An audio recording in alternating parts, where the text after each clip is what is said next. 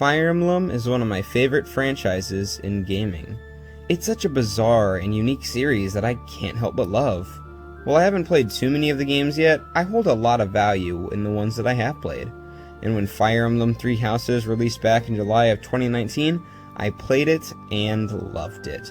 I enjoyed the game so much that I was able to complete 5 playthroughs before the year was over, one for each route as well as replaying Golden Deer.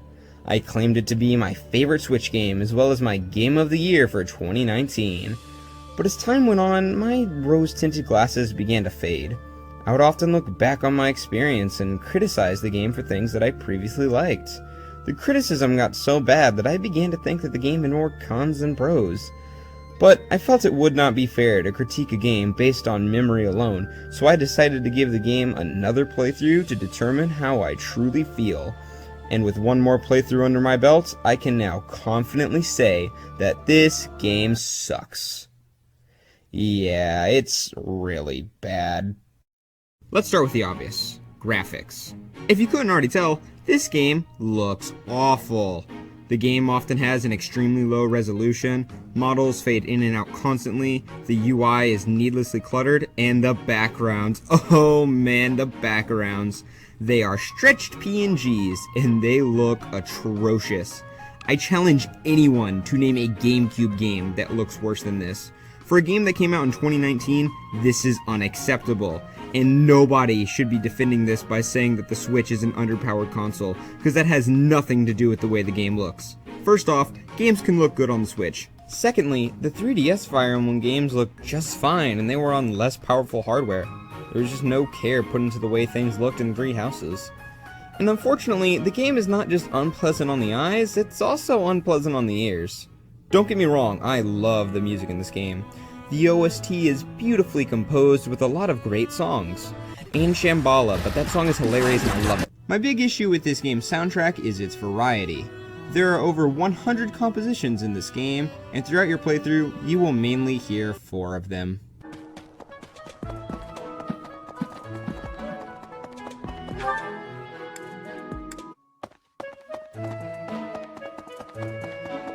Captain Gerald was all furrowed brow earlier.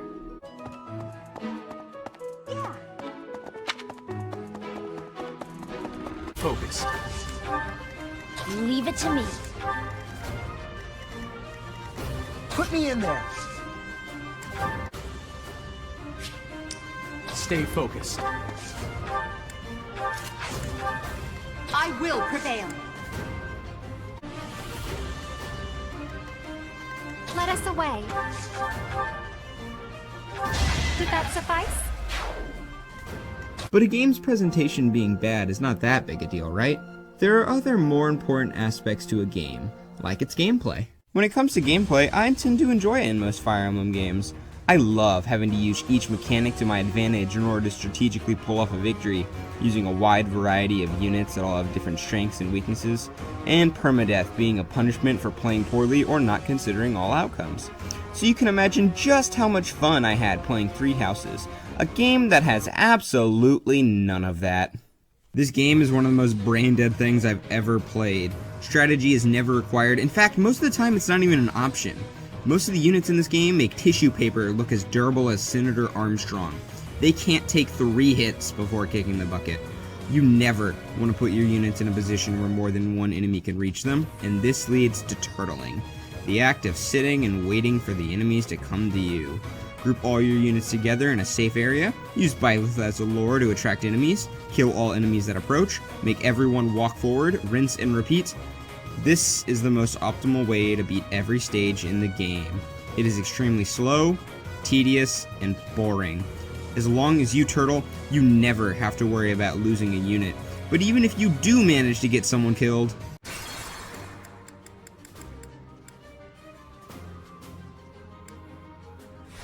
it literally doesn't matter. I hate Divine Pulse. It's a stupid feature that removes all consequences if you make a mistake. Now I get that there are some people that play Fire Emblem for the characters and story, and don't want their mistakes to have a super big impact. That's fine. Players should not be forced to play with permadeath. But there's already a mode where characters don't die. It's called Casual Mode. And if casual mode already exists, then why is Divine Pulse implemented into classic mode? Well, obviously because it's used as a band-aid to cover up other terrible design choices. Don't like annoying reinforcements, the frustrating Divine Beast, the fact that you can't recruit anyone after time skip? Well, not to worry, one press of the right trigger and you can circumvent this awful game design. Keep in mind that Divine Pulse does not remove the issues. You still have to deal with all that garbage, but now that garbage doesn't have any consequences, so those design choices just end up wasting my time. Speaking of garbage design choices, let's mention some of the other bad stuff that these battles have to offer. Maps are huge and take forever to traverse, with barely any terrain to play around, and there's also the chance that the stage might spit endless enemies at you. Aggro lines tell you exactly what will happen when the enemy turn starts, making it even easier to keep all your units out of danger. All tomes regenerate at the end of each battle, including the super powerful tomes like Warp, meaning you can always cheese kill the boss maps.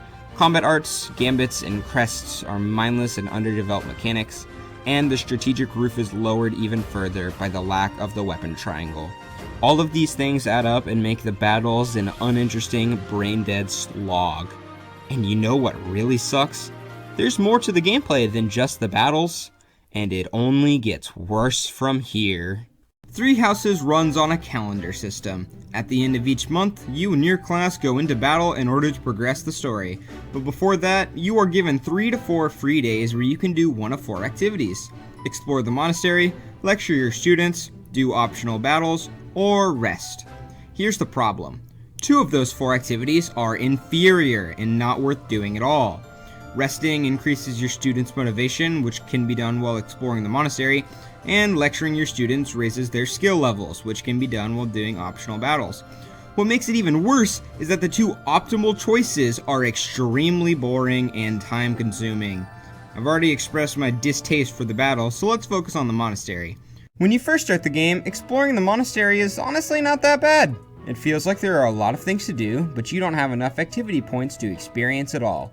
However, after 3 in-game months, you will have experienced everything the monastery has to offer. Not even a quarter of the way through the game yet, and the monastery is already out of new stuff for you to do. Not to mention, your activity points keep going up to the point where you should be able to do everything you can do in the monastery in a single visit by the time you reach the time skip. And near the end of the game, you should be able to do everything about 3 times over. It's not like the activities that require points to do are entertaining either. They either consist of selecting students and watching a cutscene, or selecting a skill and watching that skill level up. There are other activities that don't take up activity points, but those are nothing to write home about either. Fishing has you press the A button a lot, gardening is nothing but menus, and side quests are either boring optional missions or time-wasting fetch quests. Each in-game month, I would spend at least an hour in the monastery doing the exact same thing I did last month. It is repetitive, underdeveloped, and a massive waste of time. Granted, I could have spent less time here if I didn't talk to all the characters, but I wanted to learn all that I could about the characters in this game, and well, the characters are bad. Yep.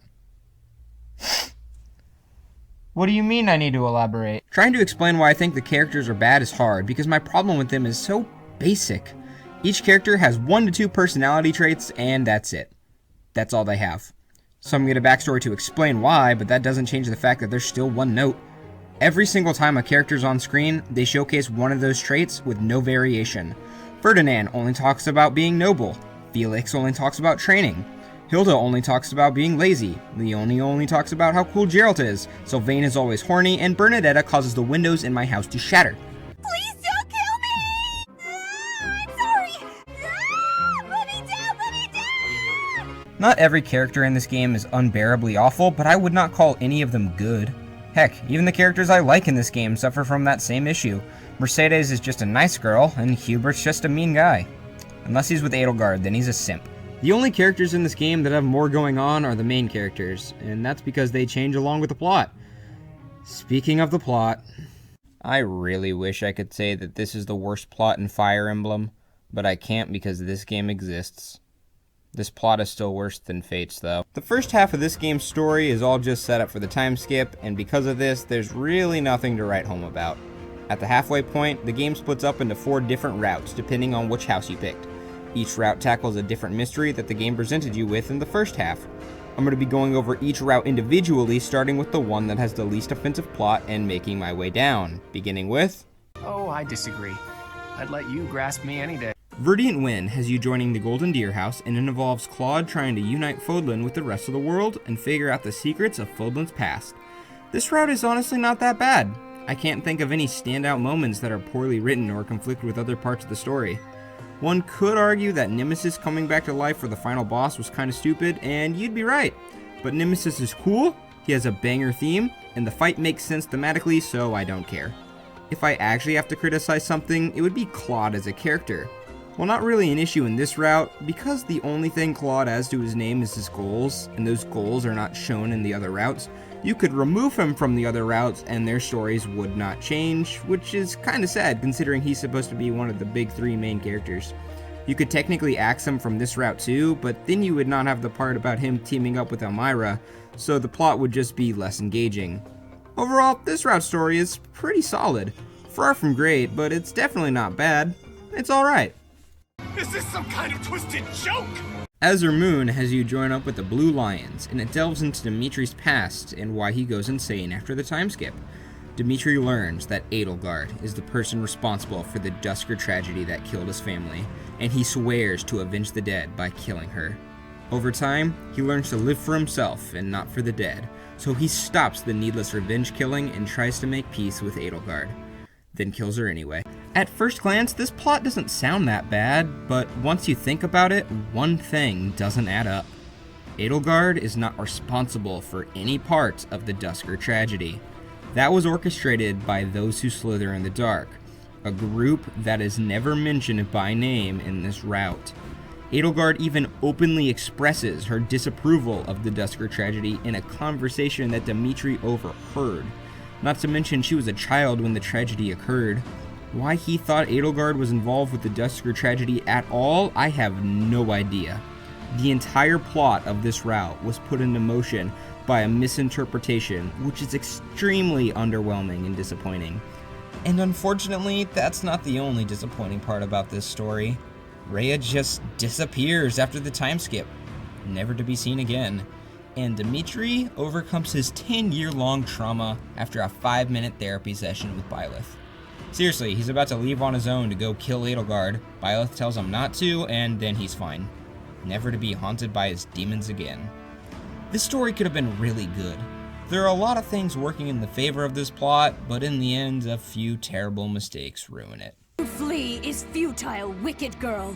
Remember how I said that Verdient Wind without Claude would just be less interesting? Yeah, that's the Silver Snow route. In this route, you join the Black Eagle's house but side with the church once Edelgard starts the war. This route has you follow the exact same steps as Verdient Wind, but without the Elmira side plot. So now it's just the most boring point A to point B adventure with an exposition dump about Byleth's origins at the end. And this route is not free from plot holes either. Despite doing the exact same steps as Verdient Wind, Nemesis just doesn't wake up this time. Guess he saw that Claude just left Fodlan after the time skip and decided to keep napping. But you know, that's not that big of an issue. They wanted to have a unique final boss, and Nemesis waking up would have conflicted with that. Fine, whatever, I can overlook it. What I have a bigger issue with is the new final boss. After the exposition dump about Byleth, Rhea becomes evil because, This doesn't feel like a proper climax. This is the route where your house leader starts a war, and you have to stop her. So why is the final boss the person you decided to side with? There is no explanation for why she turns evil at the last second, she's just evil now. So at the end of the most generic and boring war adventure, we get a climax that does not feel like it's been built up to or earned. This plot is awful. But hey, at least it's better than... You seem to be trying your hardest to infuriate me. Crimson Flower has you join the Black Eagles and side with Edelgard when she starts the war. And this story is one of the worst in fiction. It makes me genuinely angry to go back and rewatch these scenes just because of how poorly they're written. Not to mention the lack of polish that plagues this route. This route has no cutscenes aside from the final one. Byleth falling off a cliff, Dimitri being killed, Rhea turning into the Immaculate One, these are all handled terribly.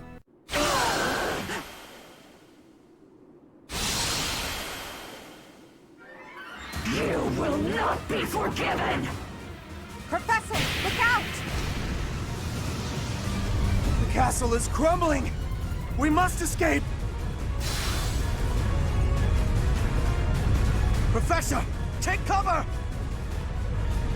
Professor!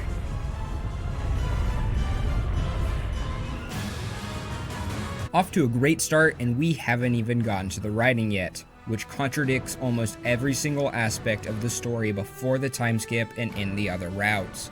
And all of this fault falls on the worst written character in the entire franchise, Edelgard. In this route, we learn about Edelgard's past and why she chose to start a war against the church. When she was a kid, her family was used in brutal experiments that were conducted by those who slither in the dark. Her siblings were tortured and butchered, all because those who slither in the dark wanted to see if they could force a crest onto somebody through their experiments. She hates crests and people's reliance on them because that's what inspired those who slither in the dark to do what they did. So naturally, she started a war against the Church of Seiros, a faction that had absolutely nothing to do with those experiments. This game is supposed to make the church seem corrupt, but they do a terrible job at it. Every questionable thing that the church does has a pretty good explanation behind it. The church did alter history, but that was only to hide their identities from those who slither in the dark. Rhea put a crest stone in Byleth's heart, but that was because that was requested by Byleth's mother. The church did execute intruders, but that's because they tried to steal the goddess's remains, as well as endangering innocent people's lives. The church is a major religious influence, but they never forced their religious practices on anyone, as shown by the students that openly state their disbelief. Throughout the whole game, the church really never does anything truly evil. Unless you decide to join Edelgard. Then Rhea makes a complete 180 and burns down a city full of civilians. The game wants to make you feel like you sided with the good guys, so you are constantly reminded that what the enemies are doing is worse. But that really doesn't work at all because of how sloppily it's written. In fact, all it does is make Edelgard seem like a hypocrite. Dimitri is flamed for not fighting fair, but in Azure Moon, Edelgard tosses her humanity aside to win the war. Rhea is called unforgivingly evil for endangering civilians' lives during the final fight, but in Verdant Wind, Edelgard doesn't let civilians evacuate the capital so that they can shield her. Heck, even in this route, Edelgard does some terrible things. And the biggest crime she committed was teaming up with those who slither in the dark. Yep. The people that caused the Dusker tragedy, turned an innocent town into zombies, murdered your dad, and tortured Edelgard's siblings. She decided that the church was more evil than them, so she joined forces with them to take down the church. Not only that, but when those who slither in the dark decided to nuke a town, she lies to her allies and blames it on the church. If your allies are doing something so evil that you have to blame it on the enemy, maybe you shouldn't be working with them. Oh, but don't worry, Edelgard says that once the war is over, they will erase those who slither in the dark. And after killing Rhea and winning the war, the game ends. Those who slither in the dark are still out there. This is the rock bottom of fiction.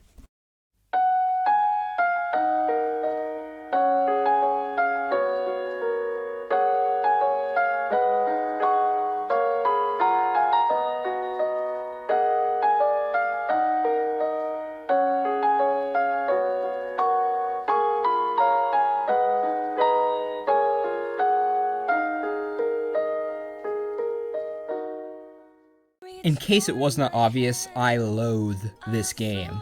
There was never a moment in this game that I experienced genuine joy. Every single time I booted it up, I was bored out of my mind. It felt like the developers had a ton of different ideas for the game, but they didn't know how to combine them smoothly, so they gave up and haphazardly threw them all together.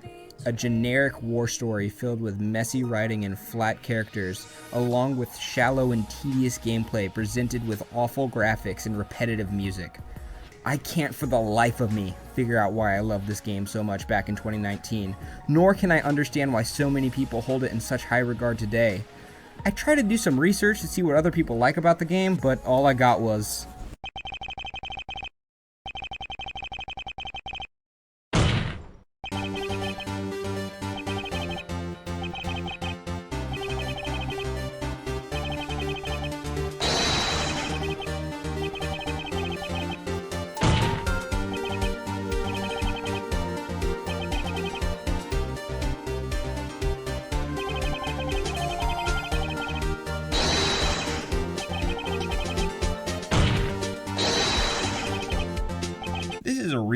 too, by the way. I'm not making this up. I'm honestly kind of upset that this is the most well-received entry in the series.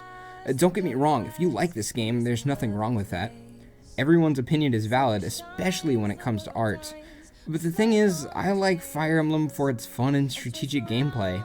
I love the war stories about young lords growing and leading an army to victory.